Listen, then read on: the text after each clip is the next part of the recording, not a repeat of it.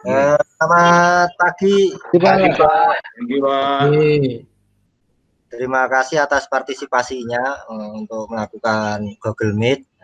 Ya, sudah saya share kemarin di grup WA dan Google Classroom, yaitu kaitannya dengan materi yang akan saya sampaikan pada hari ini.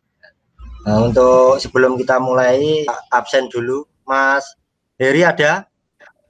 Ada, Pak. Sinyalnya agak lemot, Pak. Mas Saifur Rahman? Ada, Pak, hadir.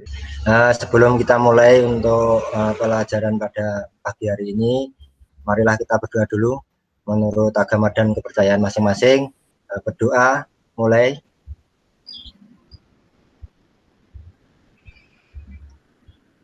Berdoa selesai. Nah, tetap semangat ya, anak-anak kita, anak-anak semuanya. Walaupun kondisi kita masih dalam kondisi pandemi, walaupun kita masih dalam pembelajaran, masih menggunakan pembelajaran daring, tetapi kita semangat, tidak mengurangi semangat kita untuk tetap menjalankan aktivitas, tetap belajar untuk bekal kita untuk di masa yang mendatang. Nah, selanjutnya akan saya sampaikan untuk materi, yaitu tentang diagnosa sistem rem konvensional.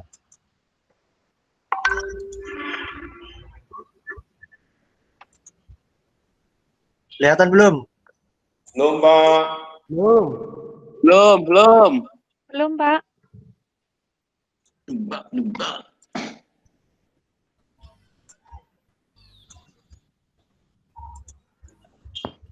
Pak, izin ke belakang toh, Pak. Jangan lama-lama ya, Mas. Nanti saya nggak. Iya, Pak. Saya juga, Pak Agus. Izin dulu, Pak Agus. Satu-satu dulu, Mas. Jangan bersamaan. Oke. Ya, jelas kelihatan belum? Sudah, Pak. Sudah, Pak. Sudah, Pak. Ya, yaitu yang pertama sudah saya sampaikan di pertemuan kemarin. Untuk hari ini kita akan menyampaikan tentang diagnosa kerusakan sistem rem konvensional atau materi dan modul sudah saya share melalui Google Classroom. Nanti untuk segera disimak atau dibaca sebagai literasi untuk pembahasan kita hari ini. Yang pertama, dari tujuan pembelajaran pada rem sistem konvensional, yang pertama adalah mengumpulkan informasi serta didik dapat mengidentifikasi kerusakan sistem rem konvensional. Terus yang kedua, peserta didik dapat mendiagnosa penyebab kerusakan sistem rem konvensional. Terus yang ketiga, peserta didik dapat memeriksa kerusakan sistem rem konvensional sesuai SOP atau standar operasional prosedur. Yang terakhir, dapat memperbaiki kerusakan rem konvensional sesuai SOP. Itu dari tujuan pembelajaran pada hari ini, yaitu tentang mendiagnosa sistem rem konvensional. Selanjutnya, untuk mengulas balik atau kilas balik materi di kelas 2, mungkin rem ini sudah diajarkan di kelas 2, tapi tidak ada salahnya kita untuk kilas balik sedikit. Selanjutnya kita akan saya menayangkan video tentang tidak bekerjanya rem, video kecelakaan akibat kerusakan rem. Kita simak. Tayangan dari fatalnya akibat sistem rem itu tidak bekerja. Selanjutnya kita akan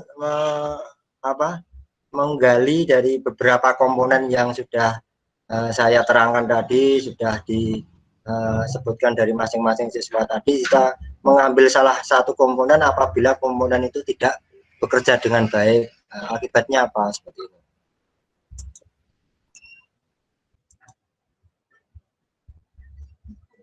Nah, itu adalah tayangan dari sistem salah satu komponen tidak bekerja dengan baik, yaitu pada master cylinder. Apabila sistem ini tidak bekerja dengan baik, dampaknya apa? nggak bisa rapet, berarti bocor Pak, diinjak agak ngempos. Ya, itu masalah pada master silinder itu akibat ada goresan. Ya, diharap kalau terjadi goresan pada dinding master silinder, ini mengakibatkan tekanan dari yang pertama dari pedal rem tadi untuk dari mekanis berubah menjadi hidrolis itu tidak maksimal. Selanjutnya saya akan mereview atau akan memberikan diagnosa kerusakan pada sistem yang lain. Mungkin ada pertanyaan? Ada Pak. Apa Bagus. Apa Mas Heri? Gini Pak, di situ kan di master silinder ketika mengalami kebocoran kan olinya itu bisa masuk ke booster Pak. Seal-sealnya itu bisa diganti ataukah bisa dicek dulu yang mana perlu diganti atau diganti total segitu Pak? Ya, kasus ini pernah terjadi di salah satu mobil di SMK. Untuk kasus ini yang paling tepat, yang paling aman adalah mengganti satu set master silinder. Itu Mas Heri untuk mungkin ada. Iya Pak, terima kasih Pak. Ini kerusakan sistem-sistem yang lain. Ini kondisi rem tidak pakem. Untuk kerusakan yang lain, yaitu bisa kamu baca di modul selanjutnya. Iya Pak, siap Pak. Ini saya akan membagi untuk 3 kelompok. Jadi tugasnya diskusi adalah yang pertama melalui tayangan video diagnosa di atas apa saja yang menyebabkan gangguan sistem rem. Bagaimana hasil diskusi dengan teman sejawat tadi? Tolong disampaikan hasil diskusinya apa? Dari hasil diskusi dengan kelompok pertama dengan teman-teman, ternyata servo atau boosternya itu di karetnya mengalami kebocoran Pak, sehingga terjadi tekanan yang sama, akhirnya keras Pak, dalam pengeremannya itu terasa keras. Di pedal keras ya Mas ya, itu akibat dari booster rem tidak bisa bekerja dengan. Oke Pak. Oke. Selanjutnya kelompok 2, silahkan. Ini untuk kelompok 2, ini menemukan kasus ada bagian selangnya yang bocor. Nah, seperti itu. Kemudian untuk cara perbaikannya yaitu memperbaiki selang yang bocor tersebut. Kemudian setelah itu dilakukan pembleedingan. Nah, setelah bleeding selesai, alhamdulillah sudah normal kembali seperti itu. Itu Pak dari kelompok 2 Pak. Oh ya, terima kasih Mas Saifur Rahman ya. Dalam kasus ini yaitu terjadi kebocoran pada pada selang. Terjadi kebocoran mengakibatkan sistem rem tidak bekerja dengan baik sehingga tidak bisa mentransmisikan tekanan tadi. Kalau sudah selanjutnya ini masih ada beberapa beberapa tugas dari saya selanjutnya untuk mengunggah LKPD. Itu saya tunggu nanti sampai jam 8 malam. Terus sampai sini ada pertanyaan? Mboten Pak. Nah, sebelum kita akhiri, saya ini yang akan kita pelajari di minggu yang akan datang. Terus tetap jaga kesehatan, terus patuhi protokol kesehatan. Semoga kita dalam lingkungannya sehat selalu dan bisa melaksanakan kegiatan sekolah dan kegiatan yang lain dengan lancar. Mungkin ada pertanyaan atau yang lain sebelum saya akhiri? Kalau tidak, saya Pak. Akhiri sampai di sini ya.